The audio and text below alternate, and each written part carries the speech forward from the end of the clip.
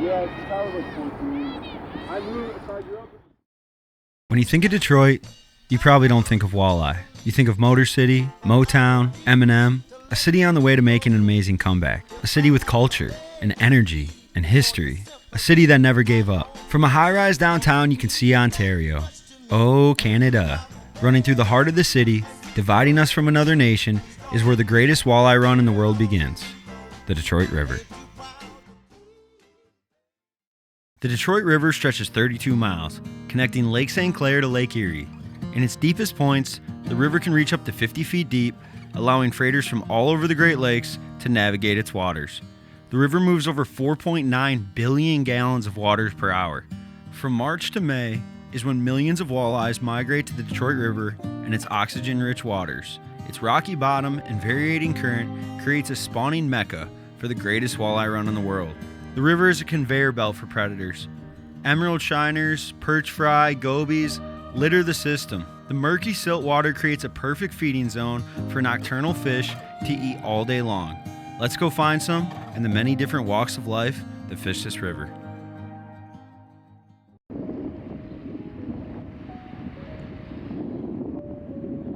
With a morning like this, where on earth would I rather be? We're starting our journey on the south end of the Detroit River near the mouth of Lake Erie, and today we're with the tournament guys.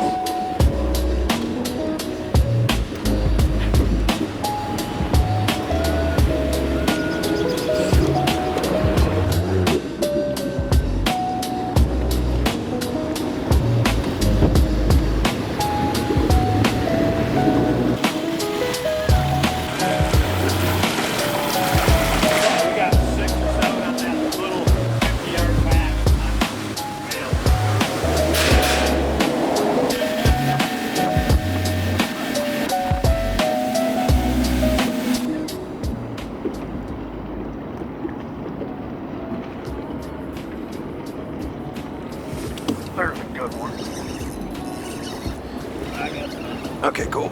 Thank you. Oh no! Oh, that sucks. Oh my god. Oh my god. Right there. They're right to the bottom.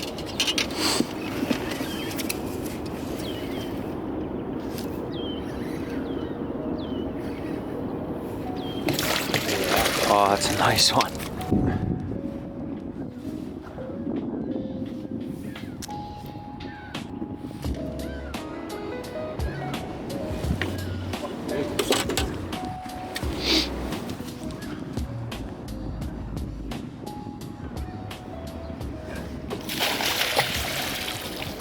Oh, nice. Nice. First one in the morning. This is Mark Van Wormer and his co-angler Barry Rondell. They're two Michigan Walleye Tour anglers that allowed me to come out the day before the tournament and gave me a glimpse of what it's like pre-fishing the Detroit River before the first MWT event of the season. Yeah, the bottom's loaded with fish right now. You good? I'm on. Okay.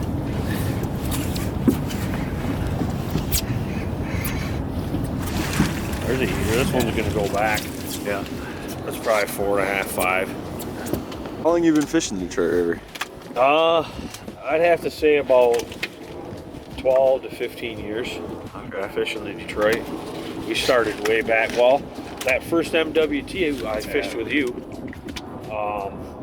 So yeah, it's probably 12 to 15 years we've been on Brand new and didn't know anything. Yeah, we didn't know anything and nothing. And it showed. Yeah, it showed. It was mud. We caught one fish that tournament. But no, we've been getting into it more and more every year. As the day went on, it was fish after fish after fish. Mark was in constant communication with other anglers on the river, talking about the bite in the different sections. Live scope and side scan seemed to play a huge role in how they found fish and how they moved. We wouldn't fish a spot for more than 20 minutes. They wanted to locate big fish and move. Yeah, we need somebody. Let's move down.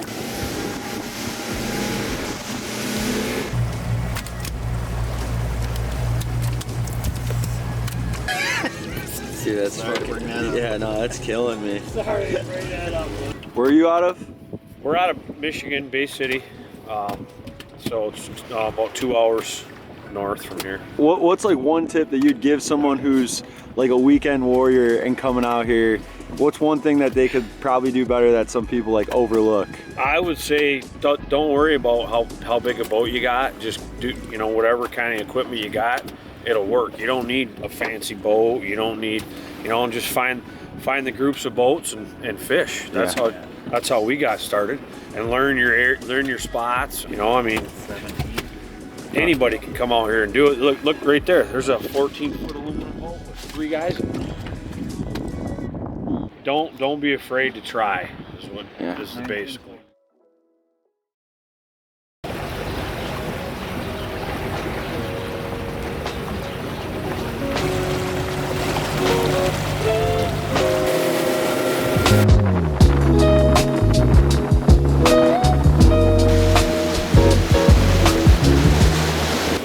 Meet Brandon Stanton, Detroit River and Saginaw Bay walleye guide, and when this guy's talking walleye fishing, you listen. Brandon speaks often hosting seminars for the Lake St. Clair Walleye Association, and with just one day out with him, I found myself more interested in learning about his experience and knowledge of the river than anything else. How long have you been fishing the river? 23 years I've been guiding down here. Okay. Before that. Conditions this day were less than ideal, but the captain had no issues keeping us vertical. He made quick work of getting us our limit, and the rest of the day was nothing less than constant learning and understanding how dialed in he was. The overflow of knowledge he had about jigging the Detroit River felt like this one trip was a year's worth of fishing. The head don't matter, that's just your best to get it down. Dirty water, dark colors, clean water, bright colors. I think it matters more the shape. It's either a minnow or it's a worm. We were fishing rocks there, and I took the majority of my fish on that minnow, that split tail. Up here it's gonna be silt, I guarantee you I'll hook them with a worm. There's fish in there, but I try to run both at the same time, and I try not to let my clients change their stuff too much. Right. So what'll happen is you caught 2 on a worm, everybody wants to switch to a worm. But then we go over the gravel and nobody's got a minnow on, where the minnows are, where they're feeding on minnows. Try to keep both on. Then the sun came up and the fishing turned on.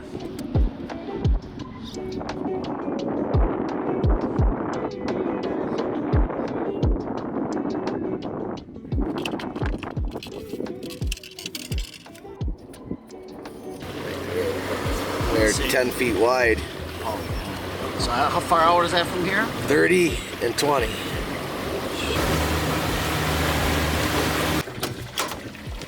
Yeah.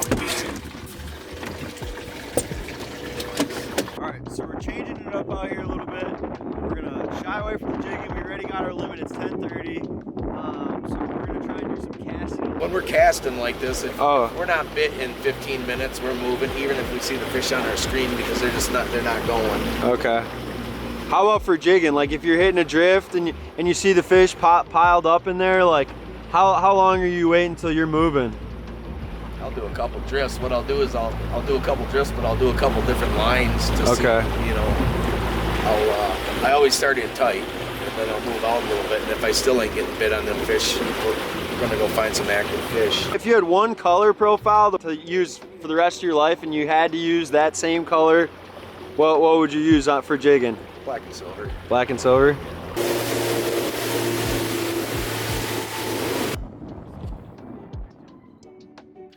When you're casting the river like this, the captain said you can end up finding a lot bigger fish. Right when that jig hits the water, you want to close your bail, wait till you feel that jig hit bottom, and slowly pop it back with pauses. This was my first time doing this year, but next year, I plan on finding some shallow water and giving it a try when those big females first move in.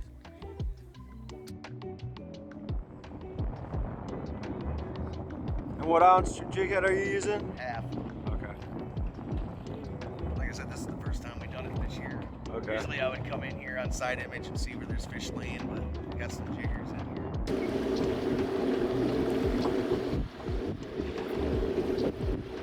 First casting fish on the Detroit River, and it's a snake in the grass. We'll see if we can get ourselves a Walter by the end of it. If you had to give someone like one tip that's like a weekend warrior, maybe something that people kind of overlook out here, what's like a tip you'd give someone? Shallow water. Yeah. Everybody goes right for the mid-channel, you know, because they can snag up the little eaters. A lot of times, those guys are out there just waiting on the females to come back out. Right. There's a lot better quality fish up in the shallow waters. And get where there's no traffic. I try to find somewhere to fish usually where, you know, you're not bumper to bumper. Tip number one. Let's go through it. And this is for the tournament guys too. You catch a lot more fish. You can kind of see how we're moseying back up the run, way out from our fish drift. Right. Don't go rolling over a shallow water fish drift. And I'm calling shallow water to like 25 or less. Don't go rolling through there wide open. I mean, all you do is blow the fish out. You'll catch more fish if you keep it quiet. I like my spot to be kind of like deer hunting, quiet. Yeah. And that's probably the best tip you'll get. Don't go blowing up in there. Everybody seems to be in a big old yank for some reason. Yeah. You know, you gotta get back. No, right. Everyone's in a big hurry. Just idle back up. You know, get out a ways from your drift, so you're not spooking them fish, and your fish will stay there a lot longer. Take a lot less drifts to get them. That's probably the biggest tip.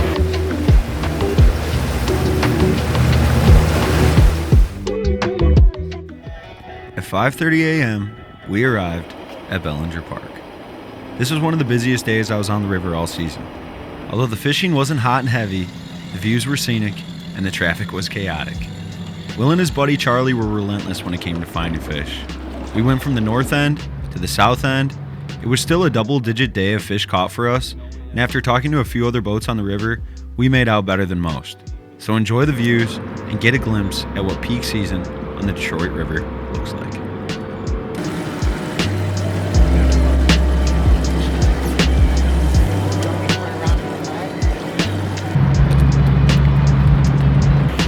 We did what we had to do, call a cop, they said call Coast Guard said, you're not sinking, we're not coming out. I was like, all right.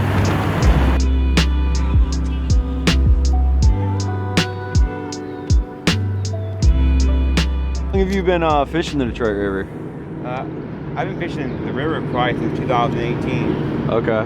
Yeah. If you had one color for the rest of your life that you had to use, what color would you use? One color? If you could never switch. Man, that'd be hard. Yeah. I would probably say rotten banana it's called. Brown banana? Rotten banana. Rotten banana. Yeah. Okay. This is Will, an avid local walleye fisherman from Belleville, Michigan, who hits the river with every availability that he has. Today was a tougher day of fishing, but not all days on the water can be perfect. Him and his buddy Charlie were great hosts.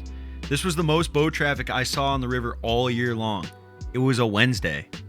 We're not making excuses, but it doesn't help when you constantly have boats full trimmed up, ripping back to the top of the drift.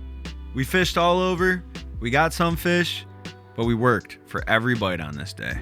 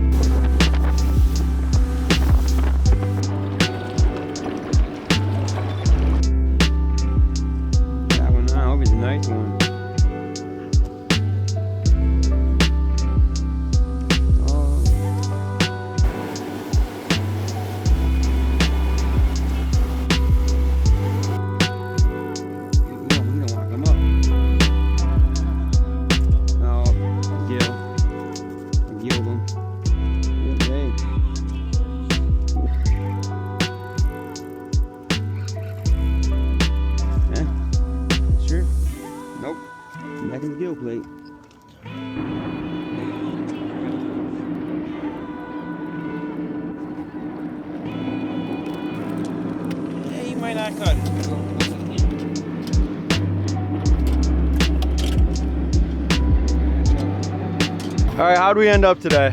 We got 13. Not too bad. If you had one tip for someone coming to the Detroit River, or maybe just someone who doesn't get out as often, what would that tip be? I mean, actually, I'd say there's 2 tips. One is don't go up the pack flying, go out on the outside. And then number 2 would be go find your own spot. Because the fish are probably more better off, and they're probably going to be chomping on your spot by yourself than a pack of boats. How the like jigging and stuff all started? Yeah, absolutely. Be 50, 60 boats out there in the Trenton Channel, and it's really died off over the last 20, 30 years. I wanted to learn about it and reached out to a guy, and he taught me everything I know, and you know, we still fish together. We talk all the time. He's the best I know at it.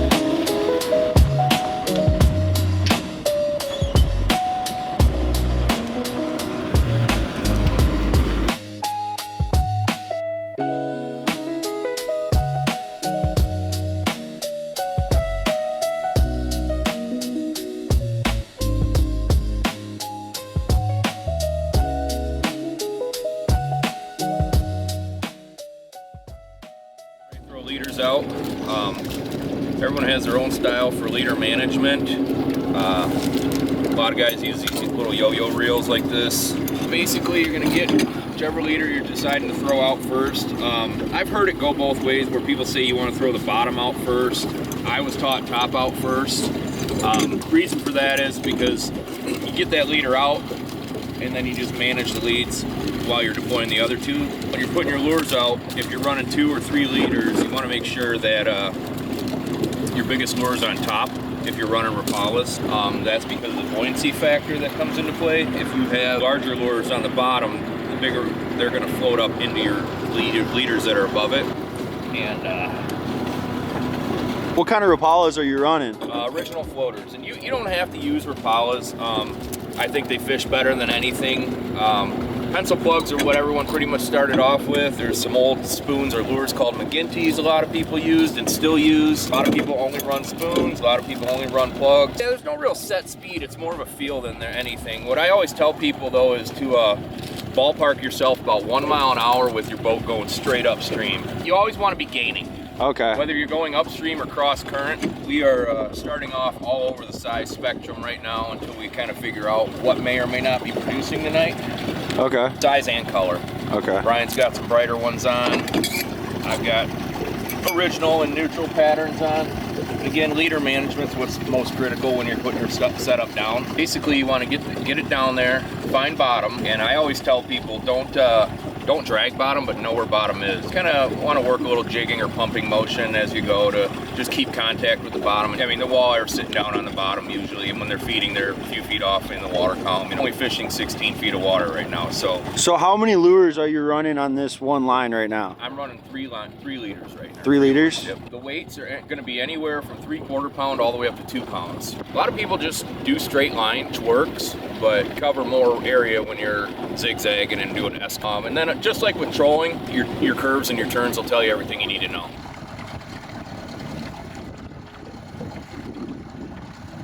You'll notice too, using electronics, you can see if there's a rise or a dip or whatever. You'll need to kind of be in tune with that, and you'll feel it. You'll feel it going up, you got to bring it up. Going down, you got to bring it down a little bit.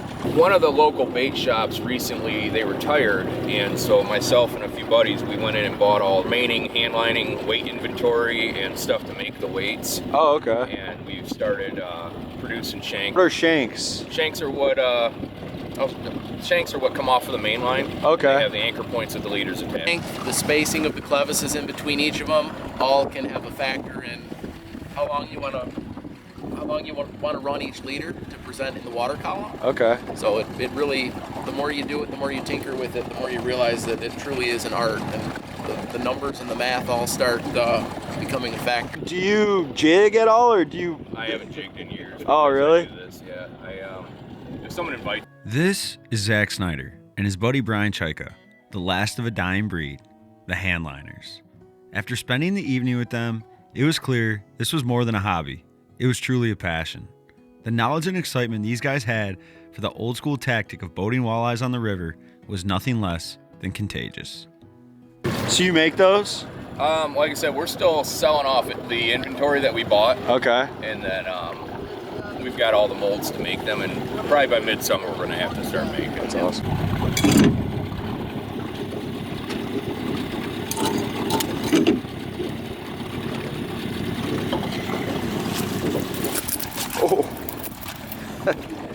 One in the box. So these are just like, those are spots for the weights to sit every time they come up? That's something I made, and then as far as like the eye bolts for guiding the wire and stuff, it's just little things that I've done to make it more efficient for myself.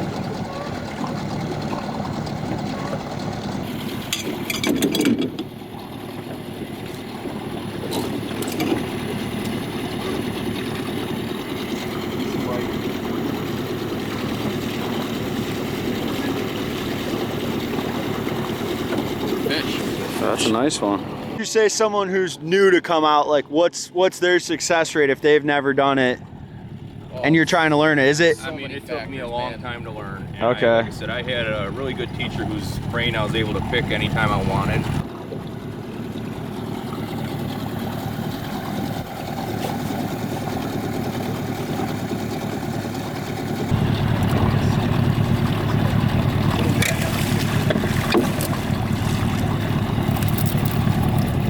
When someone's doing better, is it more cadence, or would you say it's more color a lot of the I time? don't know, were you running different colors than me? That bright one on my kicker.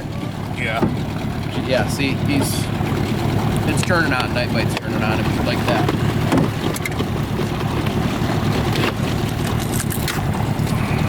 This is the guy that every time he pulls up, I'm like, please let me hook one right now. Please let me hook one right now. This is the guy that taught me how to do that. Oh, really?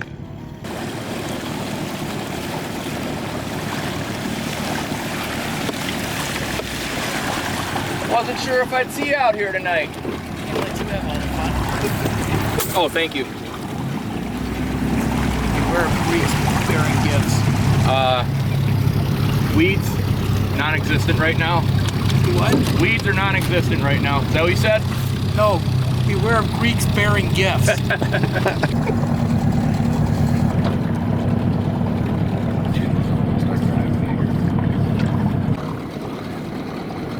We lost a full rig up there, about 100 yards.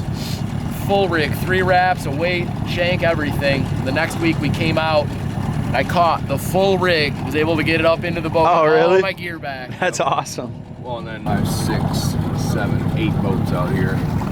And you'd think like everyone's handlining right now? I'd say it's a Both. fair assumption. Hand lining or long lining, everyone's trolling. They're all Yeah. probably hand lining. This is You're gonna the do bite this, is you gotta- peaking now. Like this Okay. is when it's time to be started. Yeah. The fact that I got 5 by now, I'm pretty happy with. We normally don't start until about this level of daylight. If you can do this in the daytime, you absolutely can do it in the daytime. A lot of people do it. A lot of, I just don't like dealing with all the people. Came off? Yeah. This. Whoopsie. That's a big damn eye, too. Damn, so he got hooked in the eye and his eye just got ripped out? I feel awful about that, but okay, that is why I'm running a 20 to 40, 20 inches up and 40 inches up. Okay. Do you have any clevises in here? Yeah, they're on the shank. I'll show you. Okay, you got Got one? a couple in the box. We'll show you.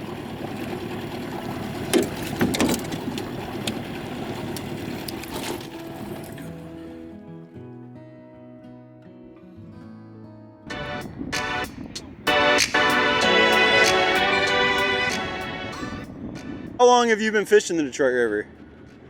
Over 50-something years. 50 years? Yeah. Oh, wow. How often do you catch fish when you're here? Every time I come here. Every time you come? Like a certain color you'd say is really good out here? Or? No, just go line out there and wait for the bite. Got to have patience when you're fishing.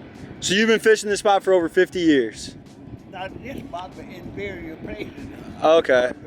Okay, right on. That's awesome. Thank you so much, sir. That's okay. Ain't down there, but I wouldn't take that chance. Oh, that's right.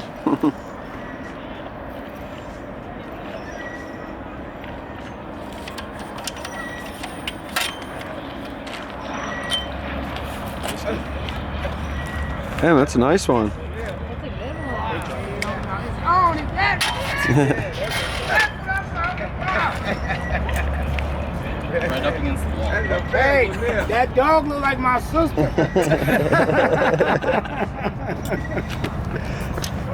What you trying to say there, huh? Hey, she's cute. 6, medium heavy. I think I got 15-pound braid down to swivel. It's about a foot, foot and a half to fluoro. This is Dan, an avid shore fisherman who's been fishing the river since he was a kid. He invited me to come out and showed me the ropes on how to land my first walleye from shore on the Detroit River. 10-pound fluoro and just a 1-ounce jig. How long have you been fishing, like shore fishing like this? Oh man, 15 years probably. Oh really? Okay.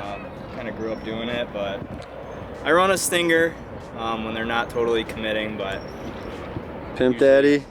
yeah, that gets the job done. Pimp Daddy's hot. Right on, It's man. always hot, man.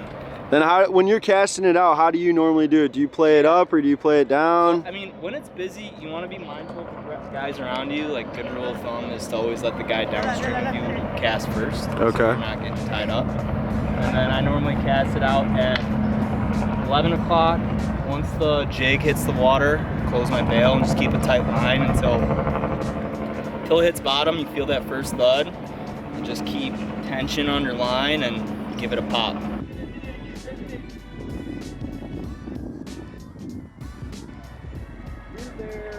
What do you like about fishing the Detroit River?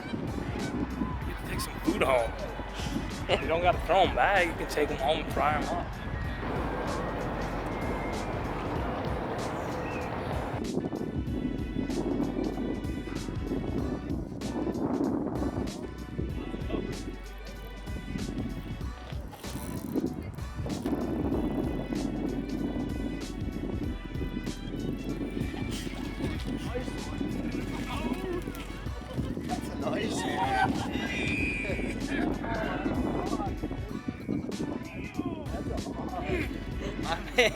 Let's go. Wow. Oh, he's friendly. Oh yeah, no. Wow. Wow, that's a walleye? Yes, walleye. Wow. That's crazy, man. First one shore fishing. Your first one I ever caught shore fishing. Yeah, thank you. No, I said this is the first one I've ever caught shore fishing. Yeah. What is shore fishing? Just what we're doing right now on okay. shore, yeah. Okay. Yep. So This is nice fish. Dude, that's a great fish. Chaos out here on the shore.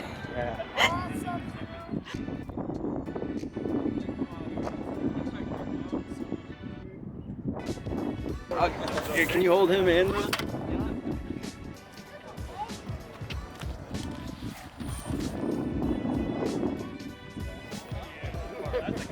Nice, that's perfect. That's a good size. That's the money zone right there.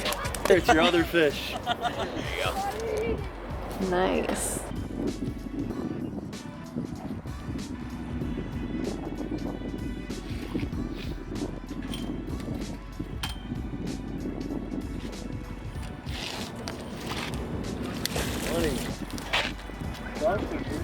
Nice. About to limit out in like 10 hours. It's a good one. Good eater. So what am I doing? What is he doing? That's just how she goes. No, this is pretty slow. Okay. Yeah. This is really nice. Like, this is how Come I on prefer Friday it. night. Oh, really? Yeah, you come on a weekend night and it's shoulder to shoulder. You know, that's when you're really battle testing other guys. This would all be filled up. Yeah. Well, that's kind of nice why it's like so accessible though, right? Yeah. If you had one color Checking that on you your had to use business. for the rest of your life, what would that be? Like, just you can only use one. Doing this? Yeah, color. Oh, Pimp Daddy, dude. Okay. 100%. As the night went on, Dan had 5 fish on the stringer, and as we lost light, it was time to call it a night, along with the end of our journey on the Detroit River. If you made it all the way to this point in the video, thank you so much. And please hit that subscribe button as we're still fairly new, trying to get this channel to really grow. We really appreciate you. Every subscriber, we're celebrating. I also wanted to give a huge shout out to Whitewater Fishing. Recently joined their field staff, been rocking their products all spring. Can't stress it enough. In all different types of elements, how they stood up. They have a 25% off sale going on site-wide on their site right now for Memorial Day. And if you want to support the channel, there will be a link in my bio. Click the link and head over to Whitewater, pick up some gear. And I also wanted to give a special thank you to every single person that had me out on their boat. What a great experience. Tight lines, guys. We'll see you out there.